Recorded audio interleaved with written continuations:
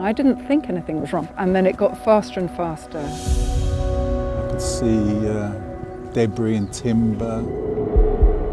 We were there because of me. You just feel such terrible guilt.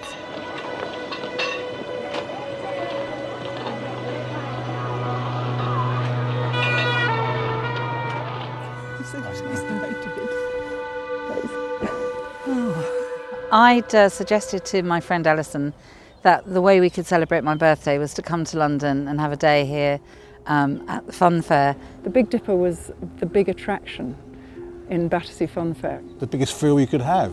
And I went right up and made them take one seat on the back seat here. And I left the seat completed there. Little Norman went whizzing up in the air last time. He's singing on very tight in his band listening. The Big Dipper was towed up the first big hill, and just as we were reaching the brow of that hill, it became detached from the thing pulling it up and started to roll backwards. It was going too fast to go back round the corner and crashed into the hoardings. I just remember lying on the ground, timber all around me.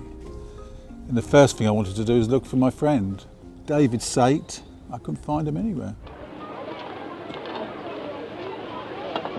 Alison, she stood up and started to pull all the debris off me. The walkway that she was leaning on gave way and she fell. Really tragically, she died of those injuries.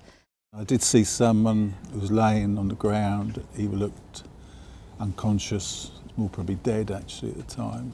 I woke up in hospital that night, literally head to foot in plaster. You know, in many ways I was extremely fortunate.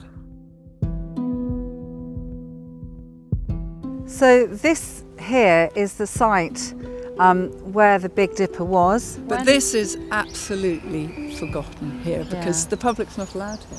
Yeah. So we can't come here and remember it.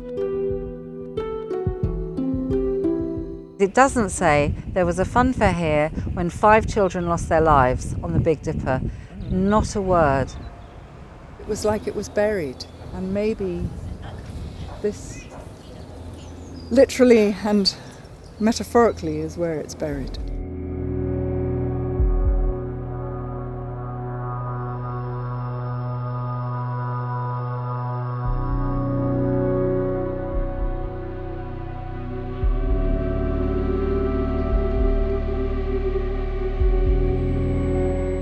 I've had chronic anxiety since that day, really.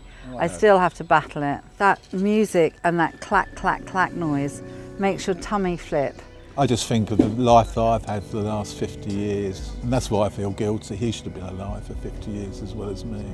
But the worst thing for me is that there were 66 faults found and nobody has been found responsible for any wrongdoing.